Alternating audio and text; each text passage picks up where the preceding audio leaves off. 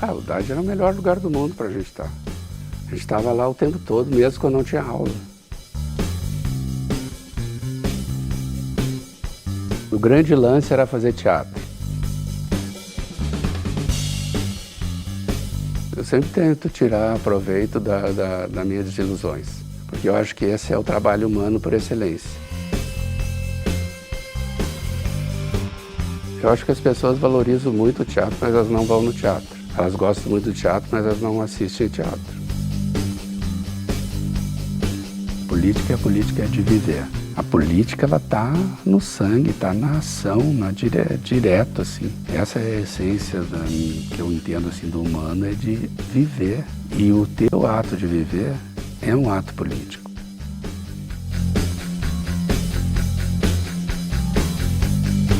Essa questão da sexualidade e da mulher é uma questão essencial, uma questão política também.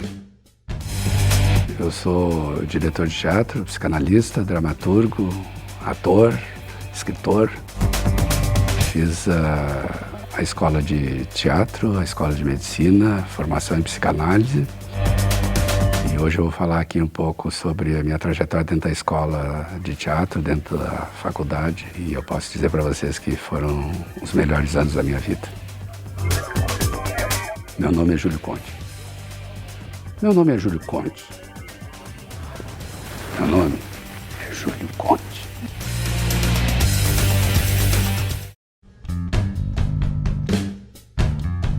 O teatro, nos anos 80, digamos, era a coisa mais legal para se fazer. O grande lance era fazer teatro, porque tudo estava passando pelo teatro. Durante todos os anos da ditadura, o teatro sempre foi o grande adversário da cerceação da liberdade. Todo mundo endeusava o teatro, adorava o teatro.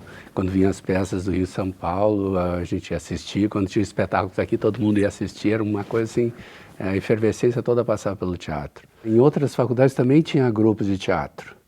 Eu comecei num grupo de teatro dentro da faculdade de medicina.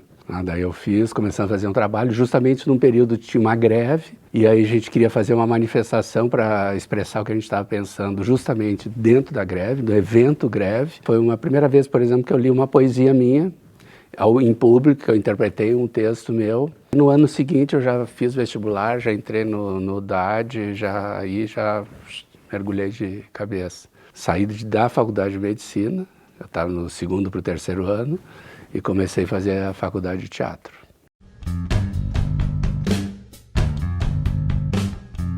O Dade era o melhor lugar do mundo para a gente estar. A gente estava lá o tempo todo, mesmo quando não tinha aula. Cansei de passar a tarde lá sem aula, lá numa sala, conversando, encontrava as pessoas. A gente se reunia, tomava um café, começava a conversar, daqui a pouco improvisava uma cena, já criava uma história. O próprio trabalho Não Pensa Muito Que Dói foi todo construído a partir desse tipo de experiência. A primeira cena, assim, teve um período ali dentro da escola e estava com crise de professor e eles trouxeram um cara de São Paulo chamado Ezequiel Capellini. O Zeca era um cara, tinha recém saído da escola de São Paulo, um diretor, jovem diretor, cheio de ideia, entrou aqui, encontrou todo mundo a fim de fazer alguma coisa e ninguém sabia como fazer. Numa direção deles, a direção 4, a gente brincava, eram os 4 da 4. 4 alunos da disciplina de direção 4. E cada um foi fazendo uma cena com coisas da escola. Então a primeira que a gente fez a gente chama Escade. Era uma cena na escada da Salgado Filho ali. Antigamente a entrada principal era por ali. Então ali, aquela porta, Salgado Filho e a escola de teatro, ela era um rio, né? Era um rio de ideias que passava. Era a gente passando o tempo todo na Salgado Filho, a gente ali sentado. Ficava sentado várias horas ali, conversando, chegavam as pessoas, trocava ideia. E aí eu fiz uma cena que era assim, várias pessoas chegavam e elas tinham meio que um protocolo de falas, né? Oi, tudo bom? E aí, como é que vai? Tudo bem? O Vavá tá aí? Não, não tá, né? Uma série de histórias da época, assim. Só que a trama era o seguinte, era uma série de alunos esperando o professor e um professor esperando alunos, e nenhum chegava para o outro. Quando abriu a cortina, o pessoal se viu na escada. Foi uma coisa de louco, foi uma coisa impressionante, foi uma energia muito louca. E aí o Zeca, ele ajudou assim, a construir digamos assim, essa narrativa que ao mesmo tempo que era uma narrativa pessoal, era uma narrativa que falava do DAD, né? Do que a gente vivia ali dentro. Então, assim, ela tinha uma coisa identificatória muito legal. E isso que eu acho que, assim, levava a gente para dentro do DAD, passava o dia inteiro ali, né? Era tudo de bom ali, a gente sentava ali, passava o dia ali. Ah, frouxo o dia, passava que era uma delícia, assim, ali. Era um lugar muito criativo.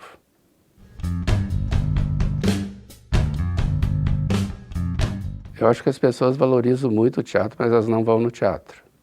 Elas gostam muito do teatro, mas elas não assistem teatro. Essa é uma coisa que a gente nota, assim, muito, né? Todo mundo, que legal, que legal, que legal, mas não vão. Em parte, né, eu entendo que aconteceu um fenômeno, né? Desde essa época que eu estou me referindo, nos anos 80, até agora, 2016, em função até da a postura da escola, que entrou nessa onda de professor e ter mestrado, doutorado, etc. e tal, e assim ela ficou muito acadêmica. Quando eu fiz a escola de teatro, os nossos professores é que movimentavam o público. E eles botavam peça em cartaz junto com a gente. A gente começando, fazendo ali um teatro artesanal e eles já botando espetáculos. Ou seja, os professores abriram um caminho para nós. Hoje é um trabalho acadêmico. Elas discursam, elas dialogam com a academia e com iniciados em teatro. Não tem mais teatro para público. Os teatros ficam vazios. Começa a fazer espetáculo para pouca gente, começa a tentar espaços alternativos, começa a ir para a intervenção, porque o teatro, propriamente dito, assim, teatro público, etc., evento cultural, evento comercial, evento profissional, ele desqualificou muito, se desqualificou absolutamente.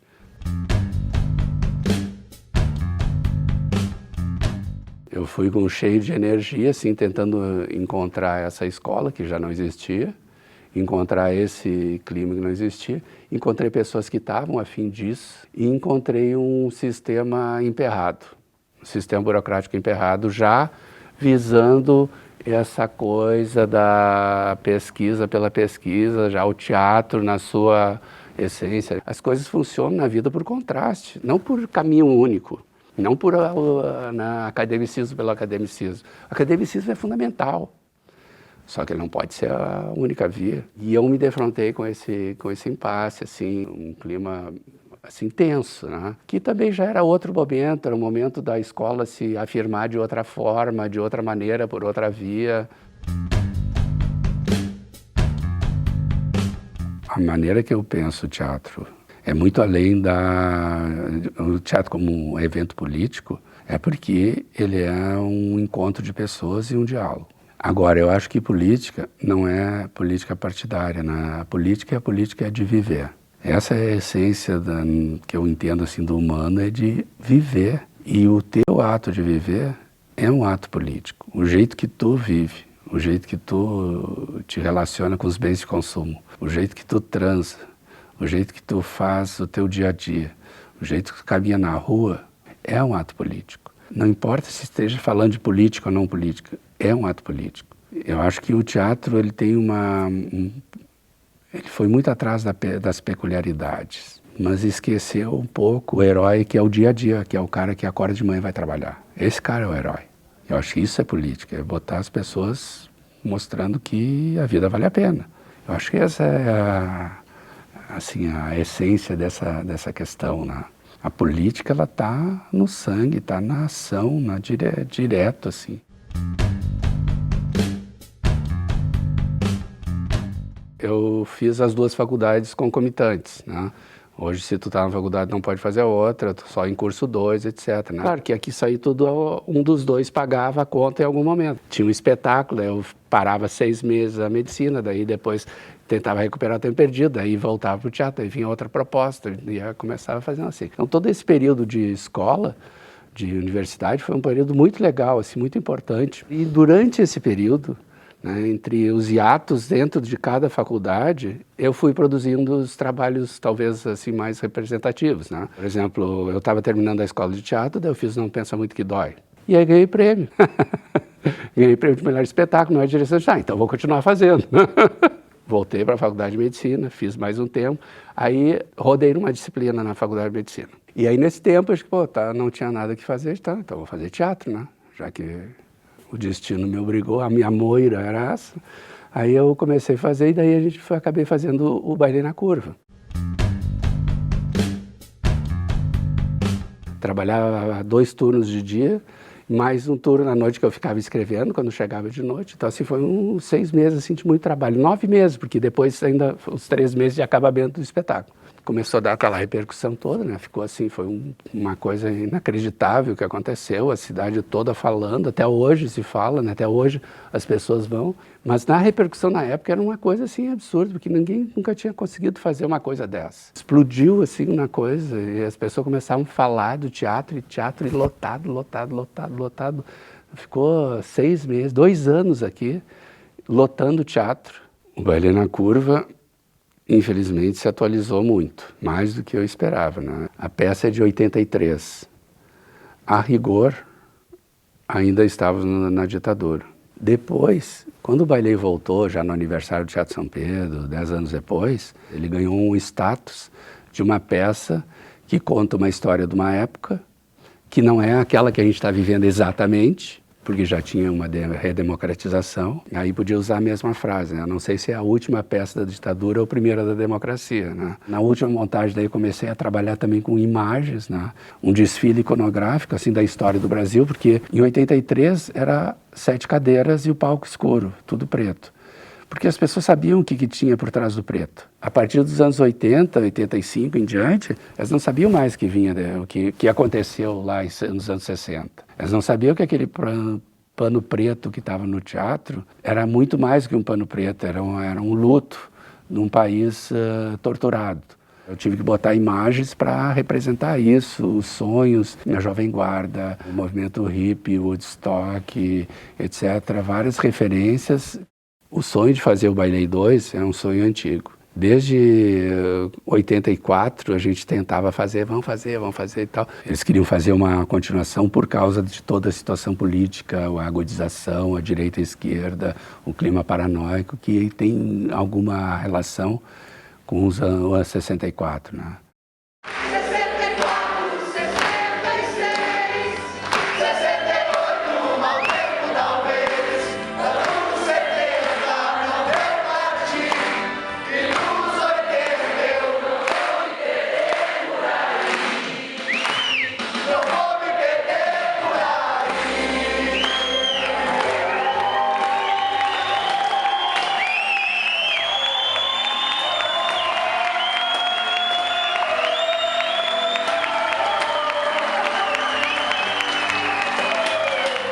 Tá, deixa eu contar uma boa.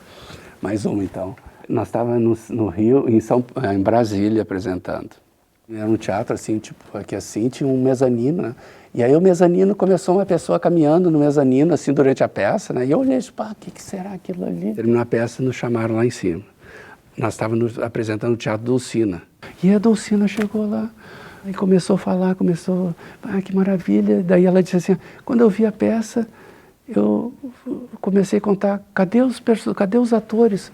1, 2, 3, 4, 5, 6, 7, 8. E os outros? E os outros atores, cadê? Daí ela disse, aí eu vi que vocês 8 estavam fazendo todos aqueles personagens. Ela fez uma pausa, olhou para cada um e disse assim, para vocês eu só tenho uma coisa para fazer. E começou a aplaudir um por um. Vale, né?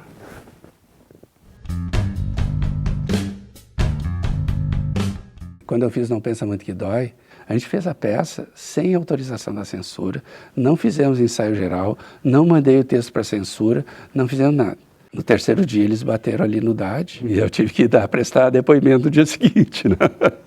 O cara me botou na sala, olhou para mim e disse assim, pô, tu é um cara legal, né, de talento e tudo, né? Inclusive tem outra peça tua aí que foi censurada, né? Tem outra peça ali, né? Sabe disso, né?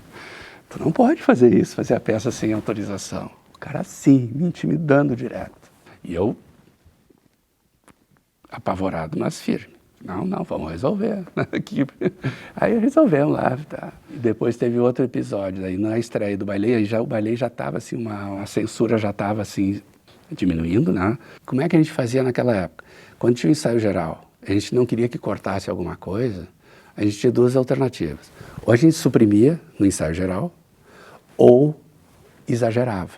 Daí o cara disse, isso aí tu não pode dizer. Tá, mas isso aqui pode. Ah, tá, isso pode. Então era o que a gente queria, né? Então a gente aumentava as coisas para a censura. Eles cortavam, diziam, mas tu não vai mutilar a obra de arte. Mas no ensaio para a censura do Bailey, eu não sei porque eu disse, pessoal, vamos aproveitar e fazer esse ensaio geral, que era um ensaio que tinha luz, som, tudo. Vamos fazer um ensaio todo de certinho. Vamos fazer assim, a valer. E aí nós fizemos a valer. Aí o cara chegou assim, o censor todo emocionado. Pá, muito boa a peça. Pá, eu quero convite. E teve um terceiro episódio que eu montei o Bailey no Rio, e eu estava passando o som, estava na cabine passando o som. E aí eu vi assim que a cena, sabe, me chamou assim, está acontecendo alguma coisa ali no palco. Eu falando pro cara, não, aqui tu tem que botar a luz aqui, tarará, quando entrar lá, tarará, orientando o operador de luz. Aí eu desci, né? E aí estava a mulher, uma das censoras, estava chorando. Ela disse assim, pô, tu vê só, a minha mãe era costureira e o meu irmão sumiu na ditadura, sumiu na tortura. Então ela se identificou com a Gabriela direto, assim. E a mulher chorando, assim. Eu pensei para mim, tá, e tu tá trabalhando na censura, né? Mas eu não falei nada. Respeitei a dor dela.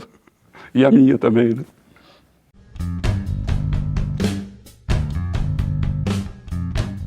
Olha, se não converso, em mim converso. Né? Se eles não conversam entre si, em mim, eu tenho certeza que eles conversam. Que a própria existência da psicanálise se deve a Sófocles, né, quando ele fez o Édipo Rei, e o Freud lá no final do século XIX, né, que começou a estudar e percebeu assim, a universalidade do mito e começou a desenvolver a psicanálise a partir do mito do Édipo. Né. Eu queria fazer psiquiatria, daí quando eu comecei a ver o trabalho na psiquiatria propriamente dito, comecei a me apaixonar muito mais por psicanálise, fiz psicanálise, me analisei muitos anos. E daí comecei a produzir, né? E tanto numa área no outra, né? Atendendo o consultório, escrevendo. E os trabalhos, eles foram se intercruzando, né? Tem 2 trabalhos que eu posso citar, assim, especificamente, que se intercruzam, o teatro e a psicanálise. E a gente fez uma peça chamada O Rei da Escória, que é baseada na história real de um paciente do Hospital São Pedro, né? Que ele se autodenominava o Rei da Escória, né? O episódio todo me foi passado por um supervisor, que esse paciente teria, em algum momento, demonstrado um desejo de voltar para casa, o que seria uma coisa estranha, porque dentro da configuração psicótica o desejo não aparece. Aparecem coisas similares ao desejo, mas não é um desejo, assim, porque não há falta. Para ter desejo tem que ter falta. E na psicose a falta está ausente, porque o cara já acha que ele está completo. Então ele apareceu assim um esboço de um desejo, assim uma nuvem, assim um rascunho de um desejo.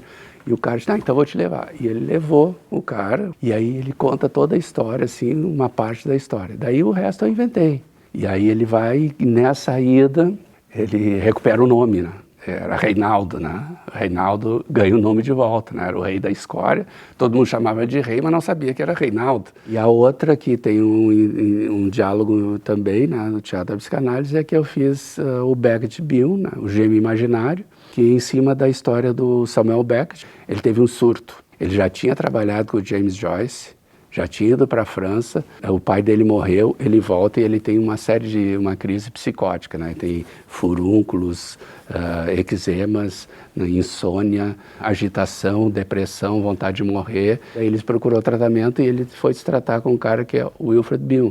É um psicanalista que nasceu na Índia, ele é inglês, nascido na Índia, né, quando a Índia era colônia, e eu comecei a juntar as coisas. O trabalho do Bion, que é um texto que ele escreveu que chama Gêmeo Imaginário, e a descrição desse paciente, esse caso clínico que ele atende, é o Samuel Beckett. Aí eu peguei as peças, a história, comecei a estudar toda a inter-relação e comecei a achar os pontos de intersecção. E aí eu fiz uma peça sobre isso, Beckett Bion, Gêmeo Imaginário, que eu acho que é um diálogo assim, criativo do teatro e a psicanálise, né?